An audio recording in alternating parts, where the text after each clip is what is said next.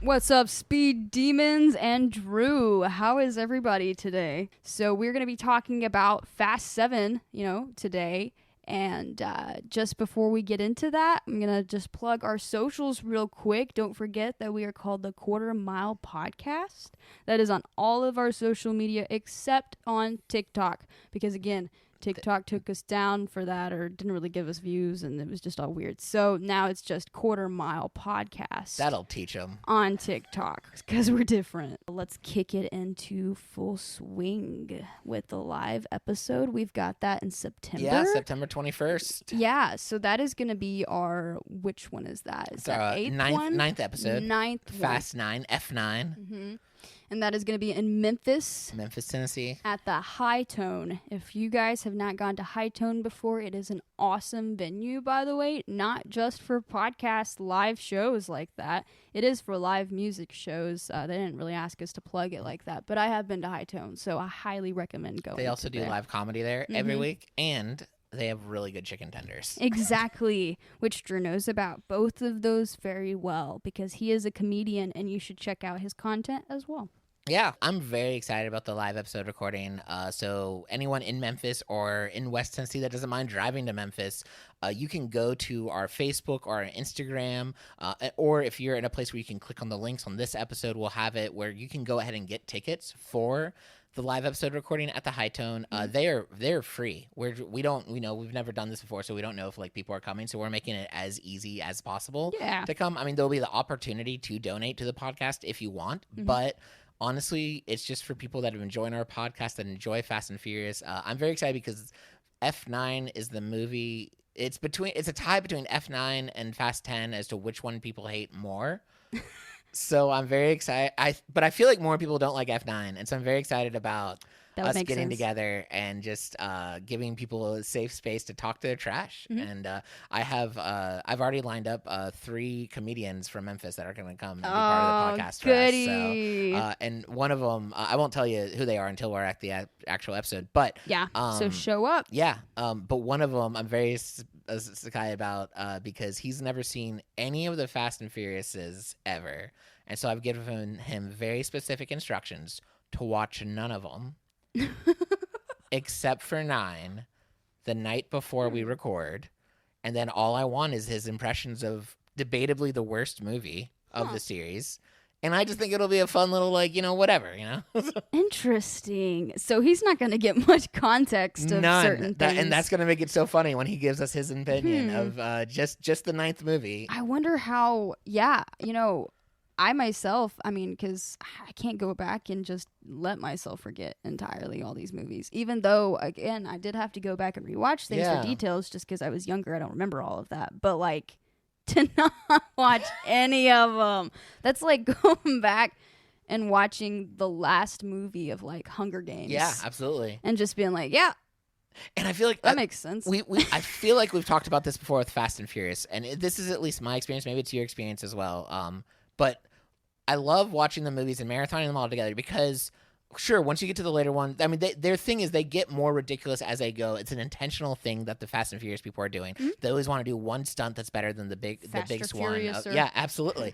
And so, but the thing is this hits me that by 5, 6, and 7, and I feel like especially with this one in 7, when you're watching the crazy, ridiculous stunts, you no longer are like, that's not possible. Right. Like in this movie when we were watching parachuting onto the bridge, I was sense. like, yeah, when The Rock takes down a drone with an ambulance, I'm like, he could do that. That makes sense. So, yeah. And and to me, it's because the only one. It's because I've started 1 and made my way to 7. So at this point, my brain is in Fast and Furious universe. We've evolved. Yes. We let ourselves get into that universe for the movies.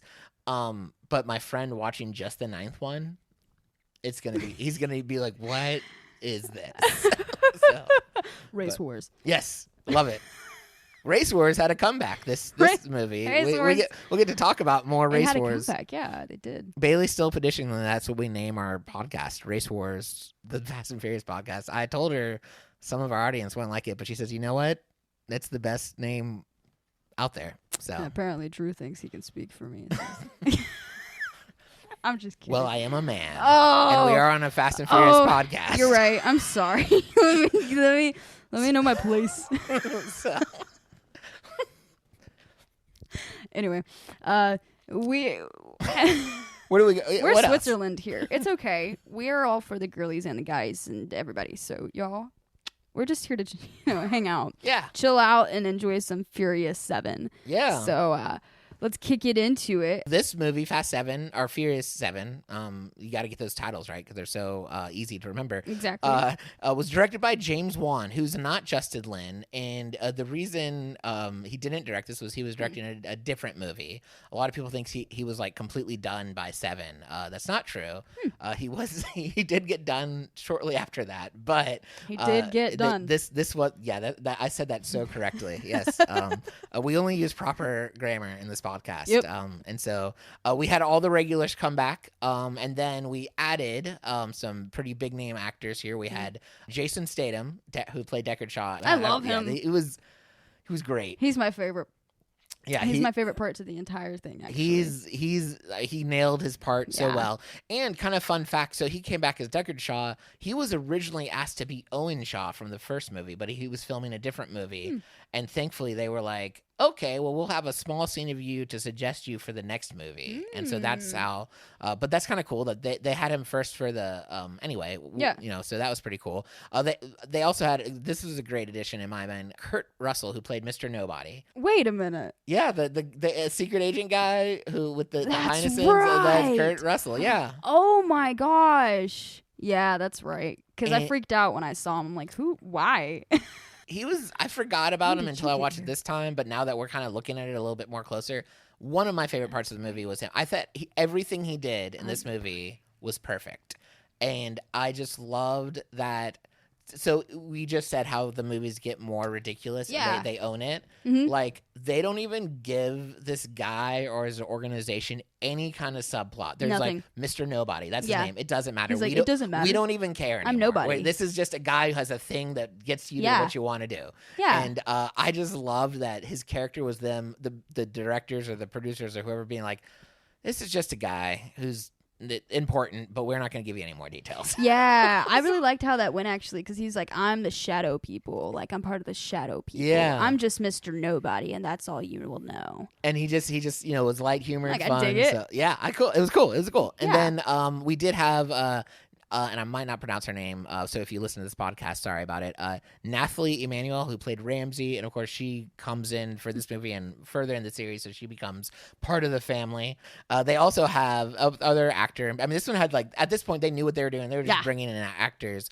So they had Djimon Hounsou, who played the other villain who wasn't Deckard Shaw, Jakande. And he was a big name That actor guy. too. Yeah, he was cool. He was cool. He was a good. Both of them. He was scary. Both of them were good villains. I'm not gonna lie. I forgot he existed he until was I very rewatched silent, this.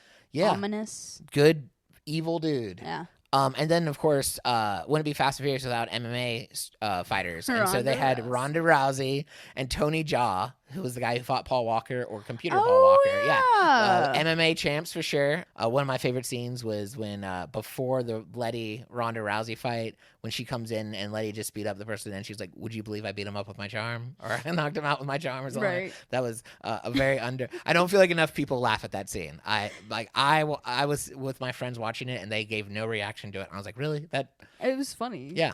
So She's being facetious. yeah. And then, of course, this is the movie that Paul Walker died during the filming of it. So, and I think they did the best they could possibly do with this movie, to represent Paul well, to tell the story well of his character. They used their technology the best. I mean, so we did have actual scenes of Paul Walker before he died, but then we had CGI scenes, and we had scenes where his brothers came in and were doubles, and just kind of a mixture of all of that. And all of that still looked better than the CGI Lucas Blackface on. I'm never calling it Lucas Blackface ever again. but when that scene when they brought it back to Tokyo Drift a little bit, he's a man now. I was like, wow, that was just It has not been those weeks of drift kinging for it really did Sean Boswell. This was from this movie, because we talk about the year every time. Actually, was this from 2015? This was 2015. Okay. So, because the last movie, Tokyo Drift, which one was that? Tokyo Drift would have been 2008? 2006, I think, honestly. Okay. So it's been like 8 years. Yeah. 8 to 10 years. Yeah, this and guy. he already was an old man when he was playing a high schooler. And now he's like a geriatric. He was at least a young adult as a high schooler. They did their best with CGI. It was just funny because, I mean, we have to be honest on this podcast. They were fantastic with Paul Walker and everything they did CGI there. And they did their best with Lucas Black. But it's okay, because Lucas Black was there. Yeah, it was cool. It was still cool to see him. It's still cool to see him. I forgot about his accent for a moment, Yeah. and then he's like, "What are you gonna do when you find him?" Yeah, that was the worst. I can't do it. But so this movie did come out in 2015, and I've been holding on to this story since season 1. Oh, or excuse me, episode 1. Because we always talk about where were we in 2015 or when the movies came out, and I actually have a very specific story about 2015 and this movie coming out. Take the stage. So here's the deal. I also 2015 was a rough year for me. I got into like 3 or 4 car wrecks. Oh my gosh. I went through several what vehicles. Yeah. And in November 2015, which was when Paul Walker's car wreck, that was when I accidentally drove my car off of a bridge, off a highway, landed upside down. It's pretty bad. Miraculously, my car blew up, but I was fine. I know that I promise this gets to it's still going to be a dark joke, but I promise this gets to like a nicer. There's the dark jokes for you people that want Drew to be dark, okay? There we go. Yeah, Tune into our podcast if you really want it. If you really care. Yeah. So at the time I was about 3 years into comedy, and this was actually when I won my first comedy contest. All right. So the way good for you. Yeah, it was nice. Cool. But here's how it happened, because maybe not good for me. Maybe I compromised values to win, but it's still a story. So it was this weekly comedy contest. It was called The Funniest Person in Nashville, and if you won, there was like no budget behind this. So if you won, they gave you a Fresca, and for a week. And I kept this freaking Fresca through 3 moves. I'm not even kidding. Like, I had it on my dresser. I was so proud. I'd worked so hard for it. So the way this contest worked was, it was a regular open mic show, working out stuff. But then at the end, the audience got to give you one topic, and every comedian who wanted to participate had to come up with a joke on the moment. And then the person with the best joke won the comedy contest. So naturally, because all comedy audiences have no souls, just like the comedians they're watching, this was the week. This was the week Paul Walker died, and so their topic was Paul Walker. And so I remember being up there and knowing I had a joke come to mind. Right. But I also was like, but this is Fast and Furious. It's Paul Walker. Can I really compromise my values for the sake of winning a contest? And the answer is yes, I can. So this was the joke that won me the contest. Are you ready? Let's go. Okay. I don't feel like you're going to like this joke, Bailey. I just want you to be mentally prepared for you might like, this is the closest we've been on a podcast, but this might also be the moment where we become the furthest. Anyway, so here's the deal. So I tell the audience, I say, listen, I love Fast and Furious. I've been a big fan of it my entire life. But I feel like me and Paul Walker have always been kind of in a rivalry that he doesn't know exists. And he's always been winning. And that kind of bothers me. It's like, so, we both wanted to look like Paul Walker, and he won on that count. We both wanted to make out with Eva Mendes, Too Fast, Too Furious. He got to do that. But, this month we both got in car wrecks, and I'm still here. So I guess I won in the end. Well, yeah. I mean, and that's terrible. You did. And I won but you the won. comedy contest with that joke. And now they're going to... Yep, that's fair. Yeah. That's how that feels. Yeah, so anyway, that was my joke that won me my first comedy contest. Wow. And might send me to hell. I don't know. Well, so Fast and Furious saved and killed Drew. Yeah. But not like... Not like what? You gotta commit. So, anyways, segueing back into our episode of the podcast. So before we get into the AI plot summary, what were you doing in 2015? Where was Bailey? Help me if you were in the hospital. I was again. 14. No, because we were kind of like out of that finally. Like 13, 14, I was finally like, getting out of that. Finally able to start more of, I guess, kind of like, I don't know, being a normal kid. Yeah. I don't really know what I was doing at 14. 14's a weird age. I don't really remember much. What are any of us doing at 14? I mean, what do you do at 14? You sit at home and you do your schoolwork, but you can't drive yet. But you're old enough to want to drive. You're also old enough to want to technically work, but you can't as well because that's not legal because of child laws. So I don't know what I was doing. I was probably just doing a lot of schoolwork. What grade are you in 14? Is that ninth grade? Ninth grade? Yeah, ninth grade. Ninth grade? Yeah, no, nothing Freshman important. Year, I was probably freshman year sucks. Yeah, that's all. I felt awkward. Just got out of middle school, also awkward. I had long hair past my tail, which was crazy. Going for the homeschool Christian look. Pretty much. That's what it did look like, I guess. So really not much going on. I think I was playing soccer and that was about it. Going to church youth group. Nice. Yeah. Anyway, so now we're at the Furious 7 plot summary. We did another AI plot summary. This time, as recommended by Bailey last. For you all, it's last month. For us, it's like 2 weeks ago. Literally. We're filming this on I want to say July 5th or 6th. And you all are listening to this at the end of the month. So hope you all had a great July. We don't know if it's going to be a good July. We don't even know if podcasts are still going to be a thing by the end of July. Things move so quickly now. So if somehow in the next 20 days podcasts have become the most offensive thing on earth, I just want you to know we didn't know about it when we auto posted this episode. Anyway, so our AI plot summary for this month is we asked AI to tell us the Furious 7 plot summary. Mm-hmm. Yeah. In a romantic manner. Exactly. So I'm interested to hear your opinions on this, Bailey, because when I read it the first time, I was like, there's a lot of not correct things, but at least they're trying to be romantic. So I'd love to hear your feedback or after you read it. Whatever. Just do whatever you want. All right. Well, let's dim the lights as we get a little romantic here as we go into the romantic plot summary of Furious 7. I feel like I'm going to throw in some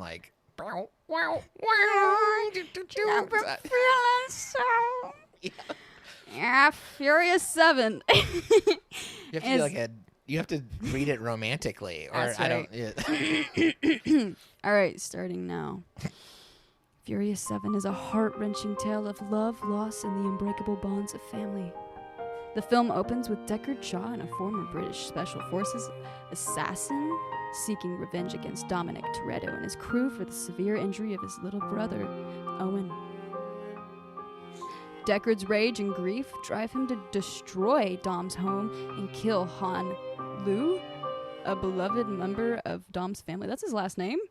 Yeah, and his middle initial is S, so they literally made him Han Solo. Just for fun, because it's freaking Furious 7 and they don't even care anymore. I love you guys. All right, anyway. Dom is consumed by a burning need for vengeance against Deckard for Han's senseless murder. He sets out to track down Deckard, but their dangerous game of cat and mouse puts Dom's entire family in the crosshairs. Letty Ortiz, Dom's soulmate, struggles with her amnesia and the fragments of her past, making her question her feelings for Dom. Aw, that's true. When you don't remember somebody. Meanwhile, Mr. Nobody, that's actually his name, by the way, offers Dom a deal. Retrieve the God's Eye. A surveillance system that uses digital devices to track a specific person, and he'll help Dom take down Deckard. By the way, it tracks him from, every camera and everything. So he's like, yeah, you got a camera on your phone, boom. You got a camera in your house, boom. You got a camera on your TV, boom. So that's how they find him, supposedly. I feel like nowadays we're like, oh, so you mean every camera and phone out there? But back then that would have been also ATM, never boom. Once when they were running away from God's Eye did anyone think, let me turn off this phone and go into a barn.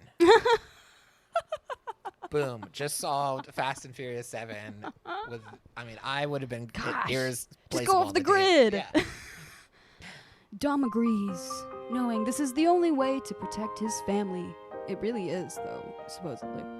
He reunites with Roman Pierce and Tej Parker, and they join forces with Mr. Nobody's team.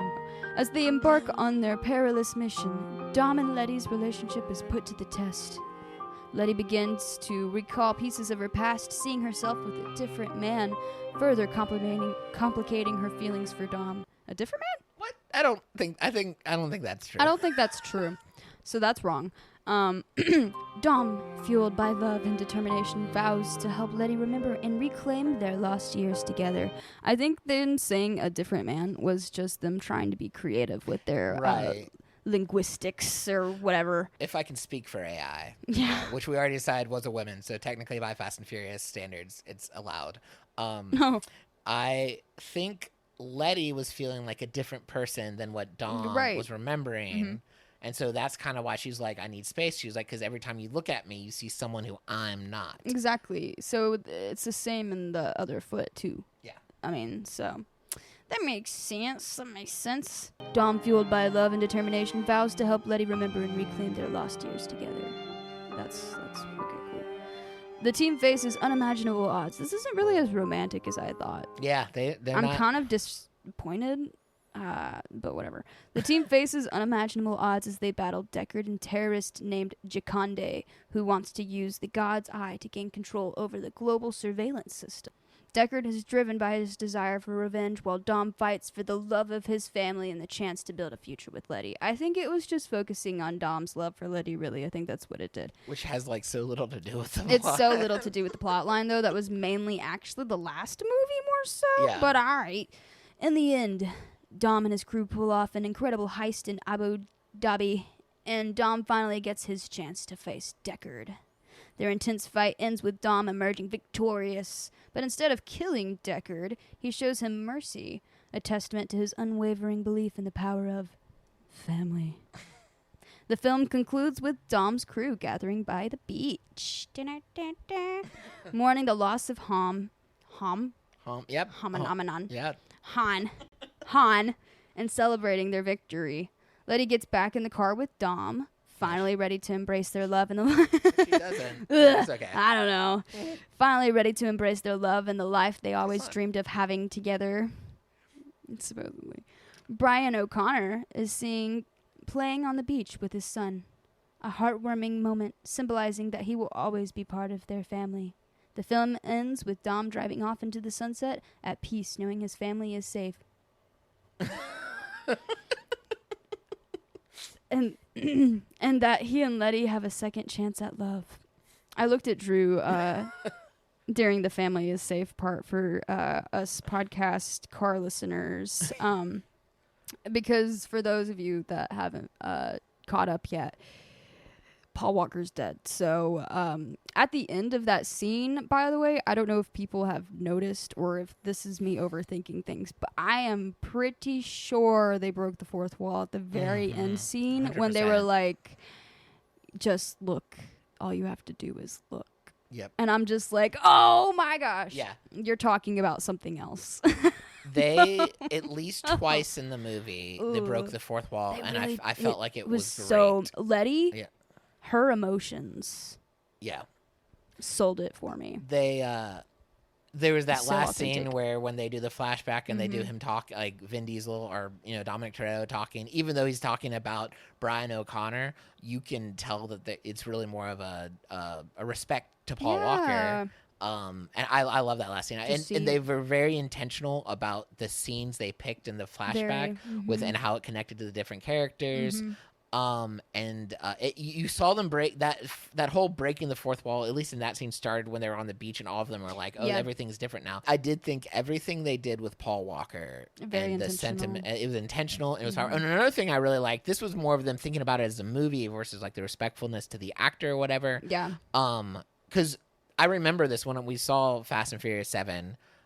You didn't know how they were going to address the whole Paul Walker's dead. Yeah. And so one pervading theory was there's gonna be an on-screen death for Brian O'Connor. Yeah. And if you remember in the movie, they gave him so many almost opportunities. deaths. And so that was, Yeah. Of course, it is a bit of a letdown that the last thing we see Brian O'Connor do that's like significant and saves the world is plugging in his phone.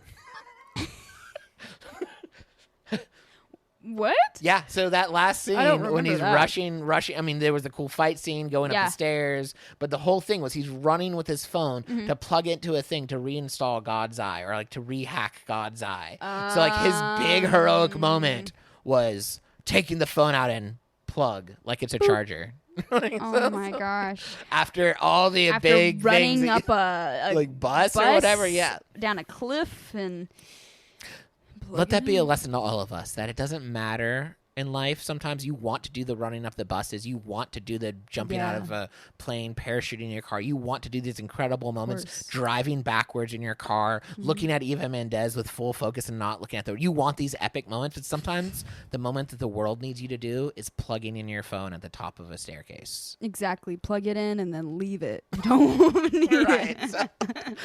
Put your phone away, except when you're listening to us. Yeah, never put your phone away when the Quarter Mile podcast is on. If anything, break up with your girlfriends. Tell your friends to stay home. Just listen to our voices. Exactly. Just listen to our voices. Speaking of voices, let's talk about some fast fan feedback. Some voices that you all shared with us. So we had some really good feedback. I'm going to share some of them. I have one that one person dropped us a comment on Reddit that was like, I was like, this could be the movie review. This could be the love episode. Reddit so much. So one of my friends, I think this is the best one by far. Hard not to get choked up in the end. Also loved the villain in the movie as well. They knocked this one out of the park. I agree. I agree to that too. Good job, Deshaun. You're correct. 7 in heaven, baby. Yeah, there we go. It's the perfect number and the perfect Fast and Furious movie. Yeah. Then Peyton, also from Facebook, who we hadn't heard from in a while, so I was glad to hear. He's still alive. Thank you. So he said, good action-packed movie with a good storyline. However, really unrealistic, like hitting each other head on. That was funny. Yeah. And then they did it a second time. It's like, what did you think the results were going to be? And then, so like hitting each other head on. Then in the end, when the Charger hits the Aston Martin and takes no damage whatsoever, in the theater, my dad said, showroom shine. I don't know if that's how he said it, but that's when I read it, that's how I picture it. So sounds pretty legible. Yeah, I feel like that's exactly. Peyton, let us know if that's how your dad speaks. I feel like it is. That makes sense. And then our buddy Zach, also from Facebook, said Fast and Furious 7 was one for the ages with lots of emotional pressure to live up to as Paul Walker's final Fast movie prior to his death. It honestly felt like they toyed with the audience's emotion, putting Brian in so many scenarios, which made you think, is this how they kill Brian off? Yeah. That I felt the same way when I watched it the first time. Not to mention the incredible scene at the end with the white Supra driving off into the sunset, like the old-fashioned spaghetti western. Yeah, you're right though. Absolutely, yeah. I mean, this is our American spaghetti Fast western. and Furious honestly. is western for. I mean, yeah, we are technically western. Yeah. So yeah, Americans invented westerns. Got it. Heck yeah. As you said, Drew, that's me, by the way, the movie completely denies reality with the car stunts, almost giving it a Mission Impossible with cars feel. Yeah. Or Avengers with cars. Or there's so many things, like parachuting from planes, jumping between buildings, passing passengers from one vehicle in another under a small bridge to avoid the aircraft.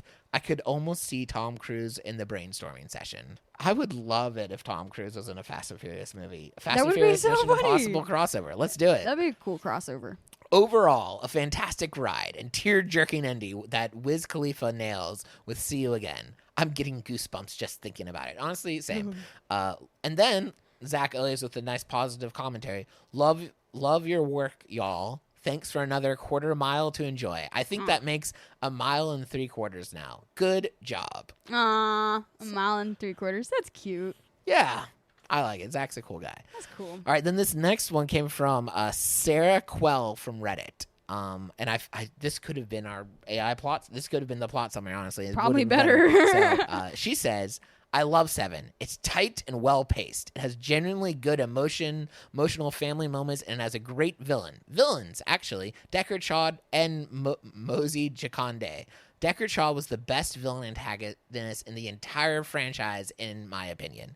He was an indestructible badass who was only stopped because they blew up a parking garage and it collapsed on him. I hate it when that happens. Literally. All the time. Yeah, bummer. Of course, he's played by Jason Statham, who is a real-life badass. And so I'm not surprised that Deckard Shaw turned out to be so indestructible. Facts. When they hauled Shaw off to prison in his final scene, he didn't even have a scratch on him. Legendary. And he was doing it to avenge his family. So he was like the anti-Dom. Yeah, but it's true. That's what makes him such a good villain. Mm-hmm. Is he is literally Dominic Toretto if Dominic Toretto pissed off Dominic Toretto. Right. So. And he's a lot of depth. Yeah. A lot of people after him, apparently. Yeah. He was, Shadow. He was part of a shadow organization, a rogue soldier. Yeah. Just a fun character. Cool. I do think Hobbs and Shaw adds to his depth a little bit. Naturally, they had to redeem him and to bring him into the franchise family in the next movie because you just can't hate a guy who's motivated by his love for family. Right. Mose Jaconde was also a strong villain. Either one of these guys could have carried the story, but having two strong villains like this in the film made the story more thrilling to watch. You never know which one of them is going to pop up. There were fabulous driving and stunt work scenes through the entire film. Ramsey's God's Eye device was implausibly powerful, but very cool. I think the only silly moment, I'm glad that she only caught one. The only silly moment for me was Dom driving the car through a couple skyscrapers. Excuse me, that was a great moment. That was great. I believed that one. There were a couple of skyscrapers, but even that sequence was well shot and fun to watch. I didn't even blink when they parachuted the cars out of a plane onto a scary mountain road to rescue Ramsey. There were strong family moments throughout the film, too. Letty got her memory back through the power of love. She literally, Brian was resuscitating. She was like, stop bringing him back to life. My memories will heal him. Literally. She's like, I remember. Somehow he came back. Built time. That was my worst Vin Diesel impression. That's the way that he thought he was going to get her memory back. He's like, let me just fake my death. He probably did it all on purpose. Like, I didn't really die. I'm going to do this to her like she did to me. How's it feel? The film ended with a powerful, bittersweet, emotional homage to Paul Walker. Yeah. The series has not been the same without him. They could have easily stopped with 7. Everything after 7 feels like a different franchise. I like 8 because it's fun, but 9 and 10 don't interest me at all. For me, 5 and 7 were peak Fast and Furious. Sarah, I completely agree. I hope you make it to Memphis to crap on 9 with the rest of us. I would love your insight on that. Absolutely. This movie really did feel like they were ending the series. It had a lot of tie-ins to earlier movies. I loved my favorite tie-in, I don't know if you noticed, it was like subtle. And I didn't notice it until this rewatch. But when they were doing the bridge chase scene and Paul Walker's like, we're going to take it old school. And then he somehow drops his wheels in a way that doesn't make sense. And then they started driving under the trucks like they did in Fast 1. Like they did in Fast 1. That's how I thought. Yeah. I thought that was my favorite scene. There was a couple things, though, that I felt like were a little bit of callbacks. I just can't remember all of them. Well, so when they were on the bridge, they used a lot of the scenes. They brought up the sandwich thing again. Yep, sandwich thing. The Hector from the Race Wars who got punched by Letty. Wars. He was going to Race Wars. Yeah. They did like where he was like practicing his driving in Fast 1 were some of the scenes they'd used. The house. Well, it's not there anymore, but it was. Yeah. I loved at the end when they were like trying to have the sentimental moment and they were zooming out on a completely destroyed house. It was like speaking of completely destroyed, how many bombs was in that box? Because here's my thing. I'm sorry, not to interject. Anything, please interject. But let's take a moment here, real quick, and think about some mathing. Okay, that box he set at the house, first explosion that we are presented in the movie, right? Not really technically the first, but like the big boy explosion. We're like, okay, that's crazy, right? All right, so then later on in the movie, we see that they put these big boy explosion things in a bag, not to ruin this for you guys. Spoiler if you haven't seen it yet. We forgot to tell you that we're going to talk about the movie in this podcast. Hobbs goes and he puts it in the plane, whatever. There's pretty much like the last of these bomb explosions that is obviously Deckard Shaw's explosion things. And he loved his grenades. Oh, my goodness. But we saw maybe like it's about 10 to 20 in a bag or something. Yeah. Maybe. Puts it in there, whatever, explosion happens. Here's where I get confused. How many bombs was in that box compared to the amount of bombs in that bag? Because I feel like that explosion that happened with the aircraft was way less than that house explosion. They had like a whole vest full of grenades in the aircraft. Yeah. But I don't know. It's been a while / I've never bombed anyone before. But I feel like Really? whatever. You Yeah, sure? I know. I've bombed a lot on stage, but I never bombed an actual building. So that's. Stay tuned next month when we talk about the fate of the furious and I talk about my first act of terrorism. That's terrible. Is that how we get? We're gonna get canceled. So this is the episode. Anyway. I just feel like maybe like whatever kind of bomb or material he used in the box was like a bigger, more explosive, more CO2, more. I don't know. Pissed off. Dude, he knew what he was doing. Why? Why waste it on that house? I loved the scene with Deckard Shaw where they found him on the God's Eye. They brought in all the people, and he's just in there eating a meal. Yeah. And he's like, hold on. Which I don't know if your brain thinks like this, but like mine does, where it's like. So he got there early and set up the food. Like he's chilling. At some point he cooked food where he Uber eated it and like he brought it there. And he had to tell someone, okay, I want you to set up my table right there. Yeah. In this warehouse. And they're like, do you need anything else like a public place to eat? Like, no, trust me. This is it. And then I do feel like this movie had the two potentially dumbest lines in the series. I'm sorry, what? That's me. What is it? It's gonna be your last meal. So, yeah, he's like, "Is all you brought?" He's like, "I'm insulted." Yeah, So when Deckard Shaw revealed he was working with the other guy, he's like, "Friend of my friends, my enemies." And then Dom said, "Like, I don't got friends, I got family." I would have loved for Deckard Shaw to be like, "Okay."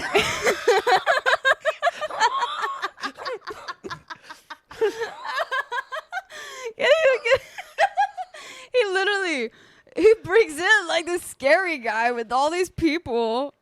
I mean, I'm gonna be honest here. As much as this is my favorite movie, it still doesn't really make a lot of sense. Of course not. How did they win? How did they ever win? He has a bunch of terrorist friends. Like, seriously, all these people are like got the military grade smarts, experience, and tech, pretty much, and the bodies to beat them up. And they have more people than the family that Dom has. But yet, they always win. Family wins. Family wins. And then, to me, the dumbest quote in all of Fast and Furious franchise is in their final fight when he's like, "Thing about fighting on the street, sometimes the street wins." And then he stomps on the ground and it takes him down. He had the higher ground. It's like, but see, we're 7 movies in, and part of my brain is like, well, yeah, that makes sense. Yeah. Okay. So this is the Hulk, but in Dom's body, I guess. Yeah. Yeah. At one point he becomes a I mean, bullets don't hurt him. Car crashes don't hurt him. Although he did technically almost die this time. Right. First time in 6 movies that we've seen him get hurt. But by that, he literally reversed his way back off of a cliff. Yeah. Do you think anyone... But almost I would have loved to hear like Tej or Roman be like, come on, you've been through worse. You've been through worse. Like, was it just the last straw? Like, the straw that broke the camel's back? He's just like, oh, this is way too much for today. Finally, all my pain's catching up to me. Yeah, it's like all of his adrenaline. I guess he just sat down for too long, and his adrenaline caught up. And so, it was, speaking of, you mentioned the Hulk, which makes me think of The Rock / Hobbs. Oh, gosh. I thought this movie had the perfect amount of him. It did. The daughter scene was pretty cute too. Yeah. The daughter scene. Every time they kind of they use that to make him like humanize him a little bit. But I like that. Yeah. And then I mean that scene where him and Deckard Shaw are fighting, but he's just like, hold on a second. He's like, you're not the IT guy. And like it's like, Duh. and then they get in a fight, and because of contracts, they don't finish the fight because neither one of them can be seen losing a fight, because after The Rock or Vin Diesel had that in our contract, all the other action hero actors were like, we want that too. And so now, if there's ever a fight scene with any of the main actors, it always has to end in a draw or heroic moment, because you could argue The Rock didn't lose; he took a bomb to save Elena. But technically, he didn't die either. Yeah. So I do love. I mean, I enjoyed Hobbs and Shaw. I enjoyed that dynamic between the two. I thought that was a good. They're just goofy, testosterone filled. They dudes, really are.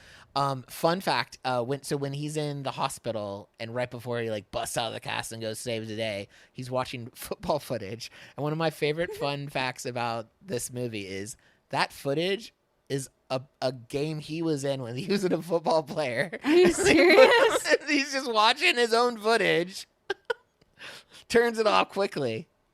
I mean, it did give me game plan vibes. Yeah, in that part. Yeah. So it could have been been very strategic. Honestly, it was just at this point they're like, whatever, let's have him watch a game of himself. Yeah, let's kind of throw it back a little. This is peak Fast and Furious making fun of itself movie is what it is. I like that. And he did have one of my favorite Hobbs lines, which was when he shows up after casually crashing an ambulance into. And breaking his cast off, flexing. When Letty was like, "Did you bring the cavalry?" and he's like, "Woman, I am the cavalry." I loved that line so much. That might take the cake for my favorite Hobbs line, and he's had some good ones. Of course, I mean, finally this movie brought back women being objectified at a race in tight clothing. I know that was what you've been missing so much. Okay. I'm glad you brought that up, Drew, because here's the thing about the objectifying of the women. In this movie, honestly, when they brought it back to that, the women were way more clothed. I mean, there were definitely a couple of the shots or whatever, but I probably, if I was playing a shot game at the time, which I don't do that really at all, if I were taking a shot game, I probably would have only taken a couple of shots, honestly. Whereas if we were in the first or second movie, absolutely. I would have been hammered after 2 seconds. I think we talked about that for the second movie. So I think they're getting socially aware. They're starting that's the to difference actually between evolve a 2001 movie versus a 2015 Which movie. Which is, I mean, it makes sense. It's growing with the times. It's having to adapt. We're in a different culture. Yeah, they were making fun of that masculine, chauvinistic, when the joke, the movie joke was when Ramsey showed up, both Tej and Roman were hitting on her, and when Roman was dibs, they made fun of that. Whereas I feel in 2001 they were like, well, he did call dibs. I guess I'll back up. So that is how women work. So it's kind of like that shrimp restaurant, the bar. What was it? The second movie, Fast, Too Furious. Yeah, they did have shrimp. I think so. It was like that. Yeah. That weird where they the were dibs. Yeah, he had dibs. Yeah, that where they were all the women Eva just dancing. Yeah, absolutely. Mendez. Yeah. Yeah, we're not there anymore. So good job, guys. Way to progress through the times. If you want to look at how society has progressed, Fast and Furious, man. The movies, and the movies are going to keep going. Once we get to Fast and Furious 100, who knows? Who knows what life lessons will be learned by Fast and Furious? It's all going to be made by AI if we have 100th Fast and Furious. Paul Walker probably will be back. Yeah, everybody's going to be back, honestly. One last job. There's a lot of explosions, which I myself really like, by the way. Yeah. I love explosions. I love things when, the car racing is really cool and fun, all that stuff. Yes. But the dynamics of the fight scenes and the contrast in the way how things would go from scene to scene and the way they would change things, I really liked that because it wasn't just I'm beating this guy up in a race or I'm beating this guy up because he's a bad guy or whatever, but this time we're in a random party scene and we're having to be secretive like little agents. Or I'm in Dubai jumping through 3 giant towers or random scenes. After Vin Diesel picked up the car with his right. I will mention that though. They kind of made him seem more human in that because Paul Walker was making a joke. He's like, You got this. You got this. Yeah. You know, I wonder how long you got this. He was like taking his own time, and Dom's just like, Yep, he looked like he was like, struggling with it. Yeah, struggling a little bit. But I'm like, okay. but also I like, can believe that. if that car is bulletproof, Then how it's heavy? Gotta be super. And also the fact that it went through all of that. And yeah. That was a good job on those muscles, Vin. That's all I'm saying. You were talking about the fight scenes. I thought that they do a really good job with the fight scenes. And I mean, yes, they're over the top and ridiculous, but you can almost, just like in the original Fast and Furious, like you could tell the characterizations by the cars they drove. Yeah. When you watch the fight scenes, you could see the characterizations of the characters through how they fought. Like it's their own style. Yeah, and I thought that was kind of cool. Like watching Michelle Rodriguez fight Ronda Rousey. You know, you already knew Ronda Rousey was fighting, but like seeing this like street girl just like go down, pulled out that little knife. Yep. And then you know, Vin Diesel and Jason Statham when they're fighting, and like with one the street stuff. Right? Yeah, one's using the wrench and the you know and the wrench. Come on, Dom. You know how to use that, buddy. We know about that. Yeah, he brought. I love how he brought the gun out. We see this big moment where he's like sawing off his shotgun and getting prepped up for it. Takes one shot. It's like, nah, I don't need this. Nah, don't bring a gun to a sword fight. I don't got guns. I got family. Got both guns right here. Is all I need. Got thunder and lightning. Don't get crossed in the storm. Yeah. And then Deckard Shaw busts out a windshield wiper blade, which I don't think that could be a weapon, right? Like that. Yeah. I don't think that's like a blade, it's like plastic. a sword. Yeah. So I don't know. But in the hands of Deckard Shaw / Jason Statham, anything's golden. So whatever he touches turns to gold. I did have a few things that I pointed out that I guess I would call them lowlights or dimmers, if you will. And first for me, the movie started with such a focus on Han's death. Yeah.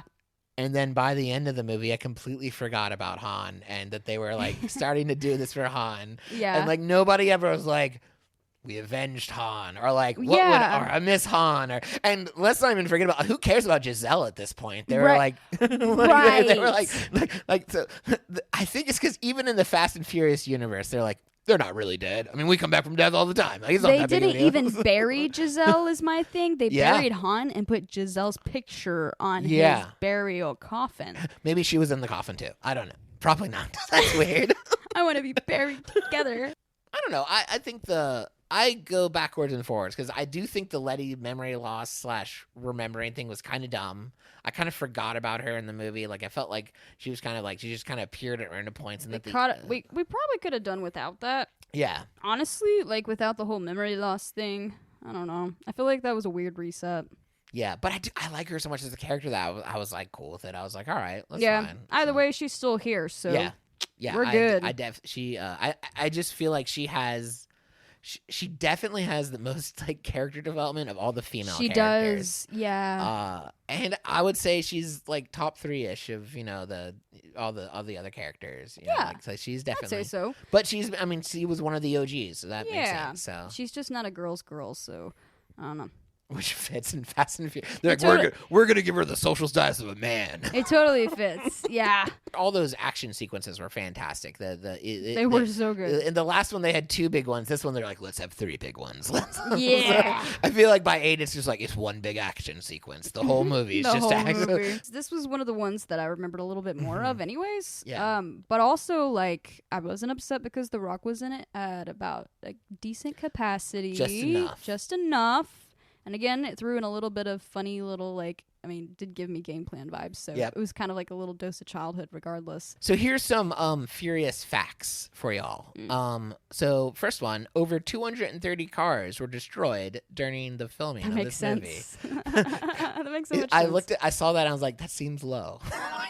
It seems pretty low to me, too. Parachuting out of, I don't know. Yeah. So we talked about Paul Walker and how they kind of included him in this movie. Some of Paul Walker's dialogue and footage were taken from the previous Fast and Furious films.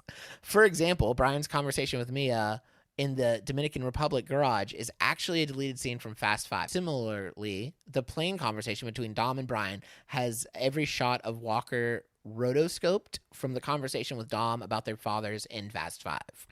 So that, but think about this though, Mia, acting still had to act after Paul Walker died in those scenes. She was listening from recordings of him from 2 movies ago. That's got to be not fun. That's still, yeah. Yeah. That would still definitely be pretty rough. So Furious 7 is the first film in the series to reach $1 billion at the box office. Makes sense. This film is the second highest grossing motion picture released by Universal Pictures in the history of the studio. What was the first? I don't know. Huh. Y'all look that up. Someone tell us what the first movie is. Mm-hmm. This is my favorite random fact because we both talked about how we enjoyed Too Fast, Too Furious and goofy storyline. Mm-hmm. So John Cena Tiempo, I'm not sure if I'm saying that correctly, who played Corpy in Too Fast, Too Furious, the driver of the blue Yenkin 69 Camaro lost to Brian. So one of the Puerto Rican guys or Italian guys or whatever. Yeah. He can be seen briefly as the driver of one of the black Mercedes-Benz AMG compressor S55. Of course, we all know what car that is. In the mountain chase scene. So he was one of the drivers, just randomly in the. I mean, I will say I saw a couple of faces that were pretty familiar to me, so it could be some sort of thing where I subconsciously. Good for you. I had no idea. Like maybe. I'm good with faces though. I'm not good with names. Next time I watch it, like knowing that that's a fact, I'll look for it and I'll probably notice it. But I genuinely had no idea. So, but that just goes to show you that maybe this one was meant to be the bow to tie the whole series together. Yeah. They were just bringing in all the stops, whatever, getting people in. But that's kind of fun. So that is fun. Yeah. Huh. Familiarity. I like that. That's cool. Yeah. Movie and villain ranking. Let's do villain rankings. How do we feel? Also, you tell me how we should do this. Mm-hmm. Do we want to count 2 villains here, or do we just want to count Shaw as like he was the main villain for this? I mean, I think it's 2 of them. Okay. I think it's 2 of them. That guy was pretty. He was pretty scary.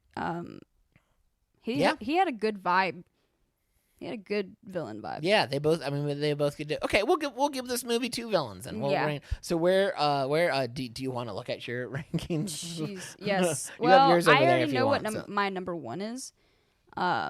So I already know that Deckard Shaw is number 1. I mean, he's definitely the best villain. Yes, he's definitely the best villain. I would probably put Jakande. Honestly, he's probably tied. So he's probably just it's probably just Deckard, Jakande, Carter, Owen, Braga, DK, Tran, and then Reyes. Yeah.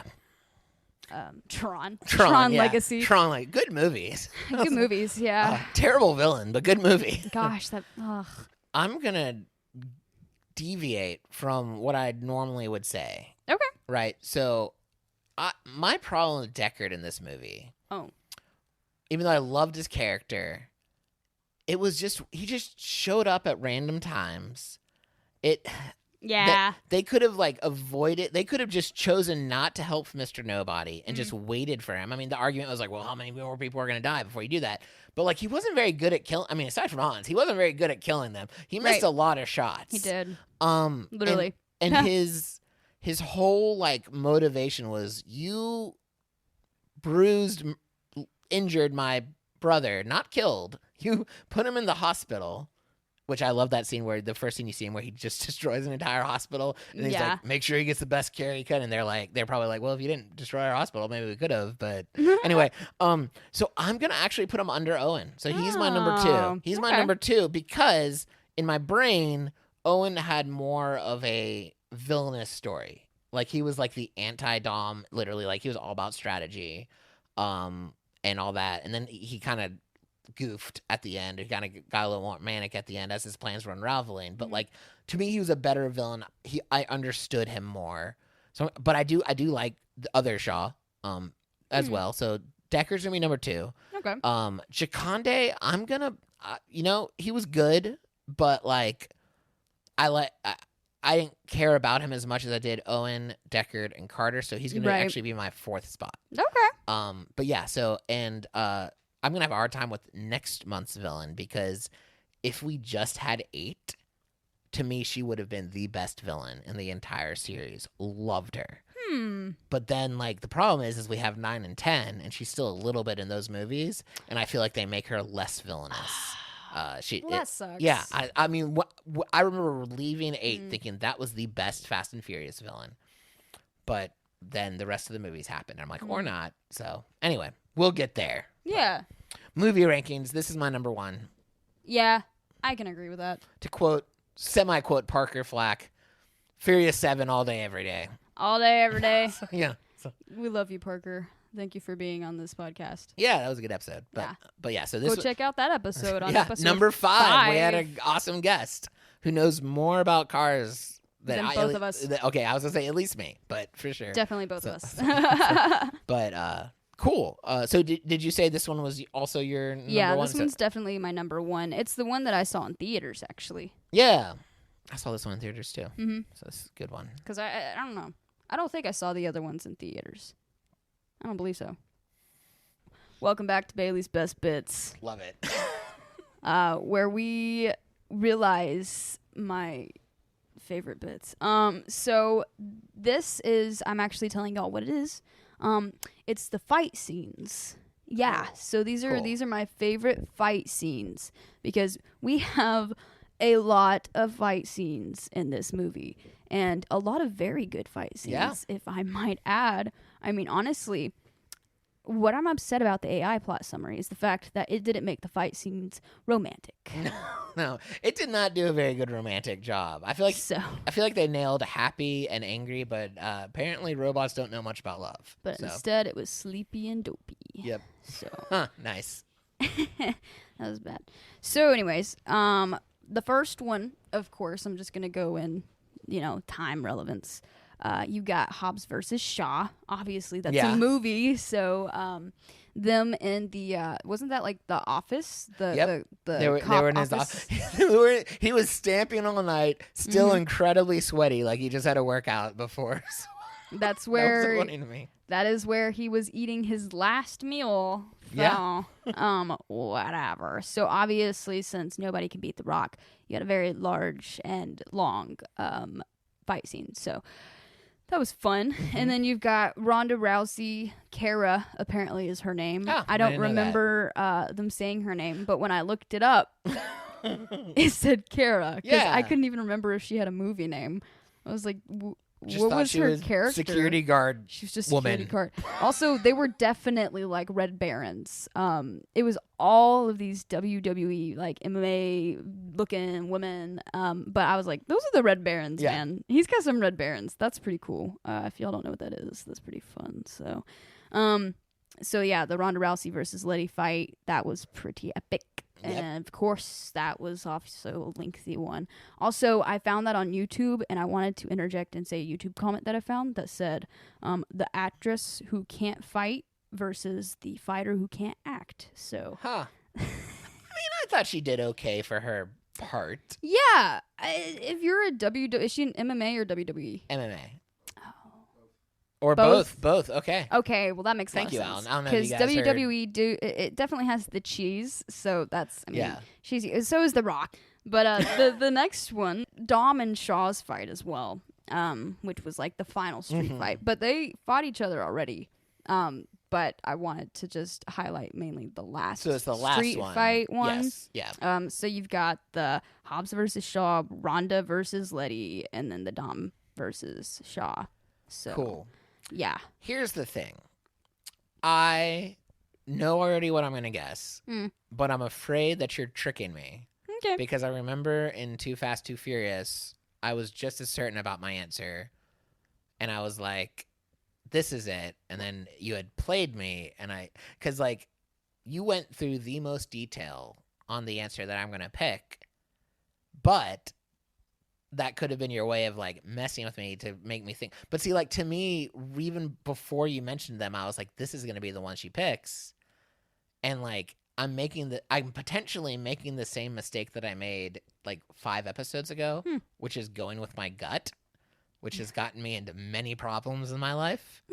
And this might be one of those, but also like my tragic flaw is there's a little guy in my brain that's like, no, you're right. Go with it. Always go with your gut. Yeah. And then like immediately after I hear a voice being like, what were you thinking?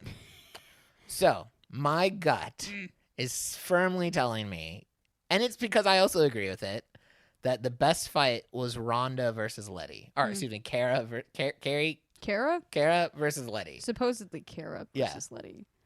So, am I right? No. I did the Dom versus Shaw one, actually. That makes sense. Because it's like the big fight at the end thing that really like put Shaw on the ground. Yeah. So, yeah. It was the most actually it was the most grounded fight. Not like actually dead though. Yeah. He survived it. He literally is like looking up through a sinkhole and he's like, hello. You know, you can still see him. I'm like, all right, well, we're just gonna forget that this guy is in a giant hole. Yeah, he makes it through. He's fine. We have another quarter mile spotlight for you. If this is your first time listening to our quarter mile spotlight, basically, we love uplifting and kind of shining a light on creatives we think that are doing well and doing cool things that we like and they're friends of ours. And so we just kind of let you know. And then if it's something you're interested in, there's ways you can learn more about it and participate in it. So this month, our quarter mile spotlight is a good friend of mine named Josh Gilmore. He runs a group called Highwater Comedy. Highwater started in 2023 as an Instagram account to share event announcements and video clips of local comedians to generate more interest in comedy shows in the Memphis area. In September of 2023, we were asked to produce our first comedy show at the Memphis Current, and while producing shows isn't what we set out to do, we decided to accept the challenge and produce The Inside Joke on October 6th, 2023. Since then, we've been working with some of the best talent from across the country. I'm one of those best talents. To create a unique comedy experience for our growing audience, promote and incubate up-and-coming comics, and produce YouTube and social media content and grow our local community. So he's doing some amazing things in Memphis comedy. Yeah. Memphis comedy has a special place in my heart. I did comedy there for 6 years, and I absolutely love their community. And he has 2 shows that I've been part of. One's at Eggs Up Grill in Germantown. It's a wonderful brunch place. Also has great comedy once a month. And he's partnered with the Clean Comedy Collective, which is my group that does comedy there. Then he has another show, a weekly show at Tony's Trophy Room every Sunday night. And I just did that one not too long ago. The last time we filmed a podcast, so like 2 weeks ago for us. 8 weeks-ish for you guys. Anyway, and that's a wonderful show too. So if you're in the Memphis area, and statistically 16% of you are, those are shows to check out if you want to. And we'll link all of his stuff. Highwater Comedy does a lot of awesome things. And lastly, Josh's thoughts on Fast and Furious. He said, the first film is a classic. Even though we car enthusiasts make so much fun of it when it came out, the franchise has gotten pretty wild, but it works well for comedic effect. It really does. It does. It's a fun, goofy movie. At this point, no one watches the movie and be like, well, that's accurate. But we watch it and we have a good time. Yeah, exactly. But Josh is a great Memphis friend of mine. Speaking of Memphis, don't forget Memphis, Tennessee, High Tone, September 21st. Yep. We're doing our live action, live audio recording, live audience recording. What do we call those things? Just a live show. Yeah, it's gonna be a live. Show. It's there. We're filming our episode in person, and we're for free. All of our Memphis friends. We hope you come out. It's a great spot. If you haven't been to the High Tone yet, you really need to. There's also a comedy show happening right after the show, so like you could make a whole night out of it. Yeah. So, call it our family discount. Yeah, we'll give you a family discount. If you come to the podcast, we'll let you go into the You Look Like show afterwards, which I'm in. I get to roast people. It'll be fun. I'll be representing Team Nashville. I'm bringing comics in, and it's a roast show. So, oh my gosh, so show up for that too. Yeah. Well, guys, that's been our episode. Thank you so much, as always, for watching. This episode will come out in a few weeks, but that's not important to you because you'll hear it when it does come out. So this is episode 7. We had a lot of fun. We can't wait to talk about the fate of the Furious next month with you all. So we hope you tune in then. And as always, live your life a quarter mile at a time. Enjoy a podcast. Have fun. Do something. Create something. Just enjoy life. Especially now as we're going into election season. Everyone's like hating life right now. Ooh. And this is just your friendly reminder that life is meant to be enjoyed. So have a good time. And we'll see you next month. And Vin Diesel for president. Yes. Let's do it. I'm just kidding.